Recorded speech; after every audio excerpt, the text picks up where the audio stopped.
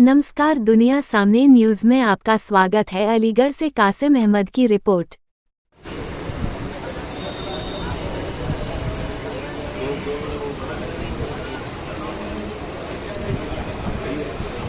सभी पत्रकार बंधुओं को सादर नमस्कार।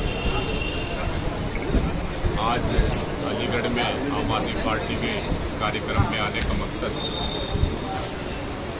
तो जब से हमारे नए जिलाध्यक्ष सुनील यादव जी बने हैं, हमारी कार्यकारिणी की मीटिंग नहीं हुई थी, उसकी समीक्षा और मेरा मिलना भी नहीं हुआ था, उसके संबंध में है, संगठन की समीक्षा के संबंध में। दूसरा, आम आदमी पार्टी की पश्चिमी उत्तर प्रदेश इकाई एक कार्यक्रम मेरठ कमिश्नरी पे करने जा रही है 26-27 अक्टूबर का। उसकी तैयारी के संबंध में मैं आज यहाँ आया हूँ। शहीद आजम भगत सिंह देश के महान क्रांतिकारी और महान विचारक थे। उनका 27 सितंबर को 115वां जन्मदिन है। शहीद आजम भगत सिंह के क्रांतिकारी कार्यों और उनके विचारों के विषय में हमें सभी को अच्छी तरह से मालूम है। भगत सिंह सोशलिस्ट थे, पूंजीवाद के खिलाफ थे। उनका नारा था कि पूंजीवाद का नाश हो। भगत सिंह की चिंता जितनी भारत माता को अंग्रेजों की जंजीरों से मुक्त करने की थी, उससे ज़्यादा उनके मन में चिंता भारतवर्ष के करोड़ों गरीब मजदूर मेहनतकश वर्ग को पूंजीवादी जोकों से बचाने के।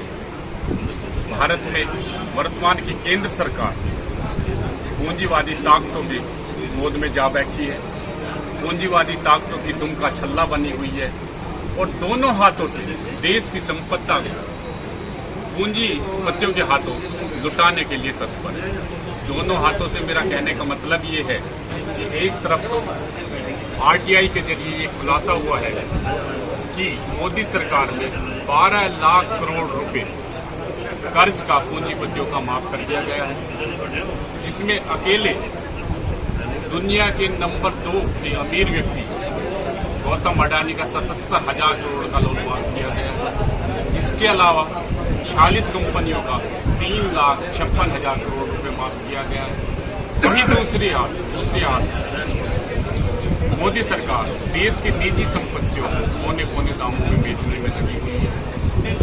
मोदी सरकार ने अपने सभी मंत्रालयों को निर्देश जारी किया है कि वे अपने मंत्रालय के अंतर्गत आने वाली सरकारी संपत्तियों का ब्यौरा तैयार करें, जिनको निजी हाथों में सौंपा जा सके। 2025 तक मोदी सरकार का लक्ष्य है कि देश की 100 सरकारी कंपनियों को निजी हाथों में सौंपा जाएगा। रेलवे की संपत्ति को सौंपने के प्लान है। 150 रेलों के संचालन को निजी हाथों में देने का प्लान है, जिसके माध्यम से सरकार 90 करोड़ रुपए की सहाय करने जा रही है। इसी तरह टेलीकॉम कम्युनिकेशन को MTNL और BSNL को बेचने की तैयारी है, जिसके जरिए 30,000 करोड़ रुपए कमाने की इनकी योजना है। इसी तरह एयरपोर्ट अथॉरिटी को विभिन्न एयरपोर्ट्स को बेचने की तैयारी है, जिसके जरिए 20,000 करोड़ रुपए बढ़ाने की तैयारी है। ऐसे ही स्टेडियम, जो खेल और युवा मंत्रालय से रिपोर्ट मांगी गई है कि कितने स्टेडियम्स हैं जिनको बेचा जा सकता है। कहने का मतलब ये है कि मोदी सरकार, केंद्र की मोदी सरकार जो है, एक तरफ तो पूंजीपतियों के लाखों करोड़ों रुपए को लोन को माफ कर रही है, वहीं दूसरी तरफ जो है उनकी जो सरकारी देश की सरकारी संपत्ति है उसको भी पूंजीपतियों के हाथों में गिरवी रखने जा रही है।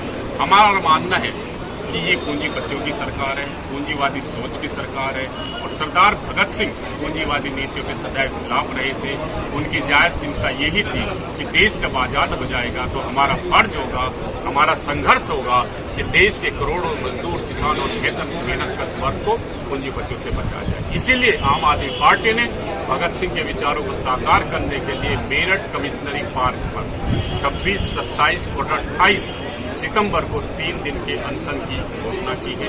26 को सुबह 10 बजे हमारा कमिश्नरी पार्क मेरठ में अनशन शुरू होगा, जो 28 तारीख की शाम के 4 बजे तक चलेगा। 26 तारीख को हम लोग अनशन पे बैठेंगे। 27 तारीख को मेरठ कमिश्नरी पार्क पे भगत सिंह के गांव से लाई हुई मिट्टी से सभी को आह्वान किया जाएगा कि वो तिलक करके पूंजीवादी ताकतों के खिलाफ लड़ने का संकल्प लेंगे। 27 तारीख की शाम को ही हम लोगों ने मेरठ कमिश्नरी पार्क में एक खुली बहस का आयोजन किया है, जिसका उन्हीं गोष्ठी का आयोजन किया है जिसका विषय होगा वर्तमान समय में भगत सिंह के विचारों की सार्थकता। उसमें हम लोग सभी दलों को आमंत्रित करेंगे कि वो दलगत राजनीति से ऊपर उठकर भगत सिंह के विचारों की वर्तमान समय में सार्थकता पर बहस करेंगे। 28 तारीख को 12 बजे हमारे राज्यसभा सांसद माननीय संजय सिंह जी अनशन स्थल पर एक बड़ी जनसभा को संबोधित करेंगे। सम्मानित साथियों, सच्चाई के अंदर बहुत बड़ी ताकत होती है। आज आप यहाँ जितने भी मेरे सम्मानित साथी, मेरी मात शक्ति जितनी भी बैठी हुई है, आप एक ऐसे महान ईमानदार जिसको केवल अपने काम से मतलब है और उसने वो करके भी दिखाया है। आज आप दिल्ली जाके देख लीजिए, वो गुमराह करके इस देश पर राज कर रहे हैं, उनको आप बहुत नजदीक से जान चुके हैं। महंगाई चरम सीमा पर है, लेकिन महंगाई पर बात नहीं होगी। बेरोजगारी चरम सीमा पर है, लेकिन बेरोजगारी की बात नहीं होगी। अगर उनको सत्ता हासिल करने के लिए अगर अपने लहू का एक एक कतरा भी बेचना पड़े, उसको भी वो बेच सकते हैं। ऐसे लोग आज सत्ता पे काबिज हैं। अभी आपने देखा होगा कि इन्होंने एक बहुत बड़ा आडंबर बनाया था कि तिरंगा लहराए गए थे। अगर इस तिरंगा का सबसे बड़ा विरोधी है तो वो बीजेपी पार्टी रही है। तिरंगा शहीद आजम भगत सिंह ने अपने प्राणों की आहुति दी इस देश को आजाद कराने के लिए। जब देश अंग्रेजों की गुलामी से जूझ रहा था, तब ये पूरा देश जब छटपटा रहा था, तमाम लोग इस जद्दोजहद में थे कि देश कैसे आजाद हो। शहीद आजम भगत सिंह ने 22 साल की उम्र में फांसी का फंदा चूम लिया, और वो फांसी का फंदा उन्होंने इसलिए चूमा था कि इस देश के अंदर हमारे आने वाली पीढ़ियों को अच्छी शिक्षा मिले, अच्छा स्वास्थ्य मिले, उनको रोजगार मिले, ये देश जो गुलामी की जंजीरों से उनसे आजाद हो और फिर दोबारा से सोने की चिड़िया बने।